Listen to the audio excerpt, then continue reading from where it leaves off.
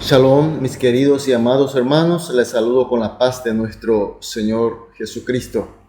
Estamos para iniciar el culto matutino de hoy. Vamos a iniciar con una oración para que todo sea conforme a su voluntad. Vamos a orar. Amantísimo Padre Celestial, te agradecemos, Señor, porque tuvimos una noche de descanso y estamos, Señor, como siempre en esta primera hora entregando este culto, iniciando el día con un encuentro, con esta comunión contigo, Señor. Señor, pedimos especialmente que a través de este culto, Señor, podamos adorarte, Señor, de todo nuestro corazón y también recibir tu gracia, todos tus poderes que hace falta para que hoy también sea otro día de victoria, Señor. Oramos, Señor, también por los hermanos que están pasando por dificultades y problemas, sobre todo por enfermedades, Señor, que tú les estés consolando y sanando, fortaleciendo, Señor, para que todos los hermanos, toda la congregación, podamos, Señor, crecer y marchar hacia la meta que tú tienes para nosotros, Señor. Oramos, Señor, en el nombre de Jesús. Amén. Gloria a Dios. Vamos a adorar a nuestro Dios con una alabanza.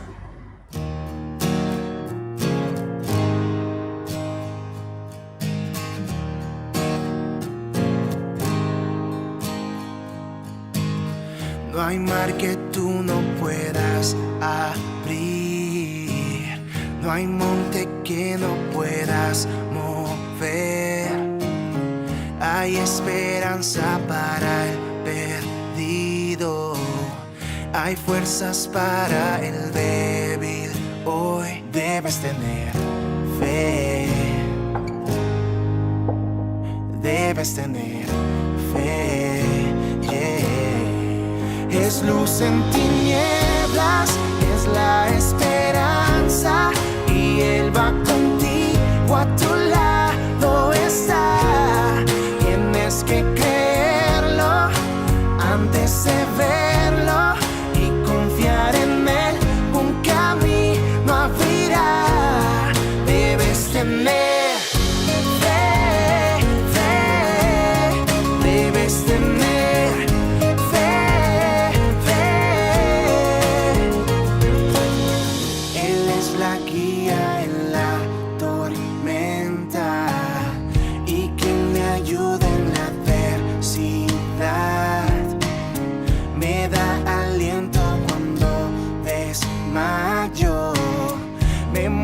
Su gran amor, oh, debes tener fe,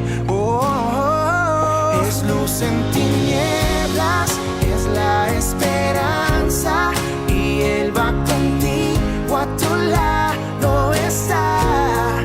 Tienes que creerlo antes de verlo y confiar en Él, un camino abrirá.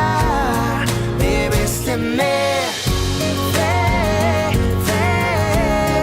debes tener fe, debes tener fe, debes tener fe. Tú me rescataste y vas a mi lado. Es luz en tinieblas, es la esperanza, y Él va contigo, a tu lado está. Tienes que creerlo antes de verlo y confiar en Él, un camino abrirá. Debes tener fe, debes tener fe.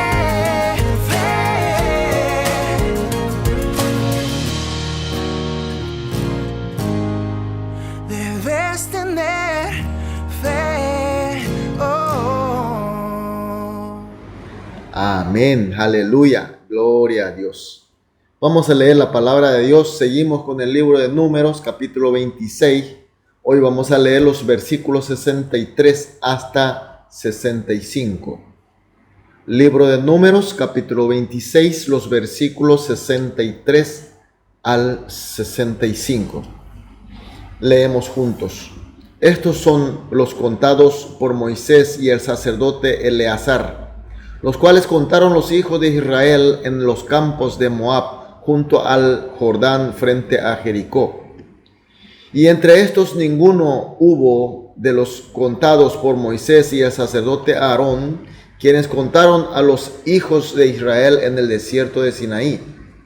Porque Jehová había dicho de ellos, morirán en el desierto, y no quedó varón de ellos, sino Caleb, hijo de Jefone, y Josué, hijo de Nun.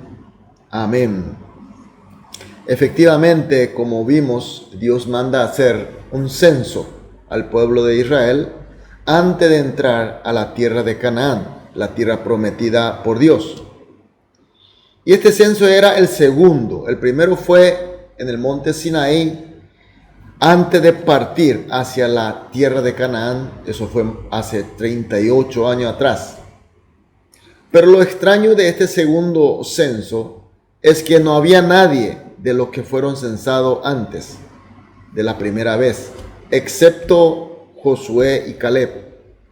El texto de hoy dice que su causa fue porque Dios había dicho que ellos morirán en el desierto. Aquí viene la pregunta: ¿por qué Dios ha decidido que los primeros censados mueran todos en el desierto? Sabemos que el pueblo de Israel estaba esclavizado en Egipto. Egipto es el imperio más poderoso de la época.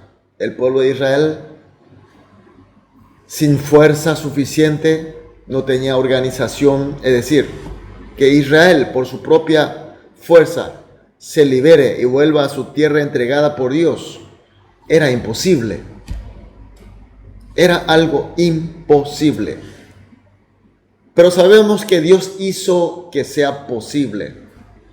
Dios envió 10 plagas a Egipto, hizo abrir el mar rojo, los guió con columna de nube y fuego, hizo salir agua de la roca y muchos otros milagros poderosos. Y no solo eso, sino también Dios los trajo hasta el monte Sinaí antes de iniciar su viaje hacia Canaán. Y en el monte Sinaí le entregó su palabra, le entregó su ley como pueblo de Dios. Y ahí hizo experimentar la presencia de Dios a todo el pueblo. Con todo esto, Dios mostró más que suficiente su poder, su amor infinito hacia el pueblo de Israel. Y por tanto, que el pueblo de Israel tenga una confianza, fe plena a Dios, era muy lógico, era muy normal. Sin embargo, el pueblo de Israel no tuvo suficiente fe en Dios. Porque ellos, cuando llegaron a la entrada del sur del Canaán, el lugar llamado Cades Barnea, allí envían 12 espías. Y cuando vuelven estos espías, Josué y Caleb informa que es posible vencer y conquistar a Canaán. Sin embargo, los otros 10 informan que es imposible vencer a los habitantes de Canaán porque se tratan de gente muy grande, gigante, fuerte, poderoso. Y ahora el pueblo de Israel, ¿a quién le creyó más? A los 2, que es Josué y Caleb, informe positivo de fe, o de los 10, el informe negativo sin fe. El pueblo de Israel confiaron más al informe negativo de los 10 que al de los Josué y de Caleb.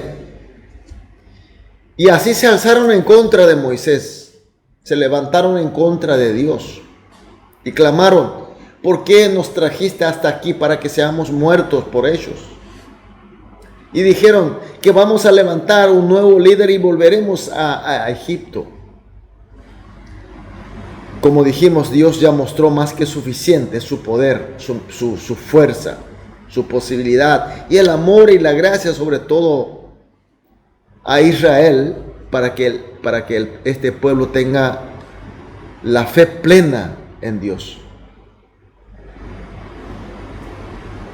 Y en este caso para entrar a Canaán, que ellos no sé por qué tendría que enviar espía para ver, porque Dios estaba guiando y si tiene fe plena no había ni necesidad de enviar espía alguno. Pero sin embargo, cuando enviaron 2 hombres, Josué, Caleb, y por su boca Dios le hizo oír su voluntad, que ese enemigo, que ese pueblo que habita en Canaán, eran comida para ellos. Así literalmente hizo que el pueblo de Israel pueda oír. Sin embargo, este pueblo, como no tenía la fe plena, quiso oír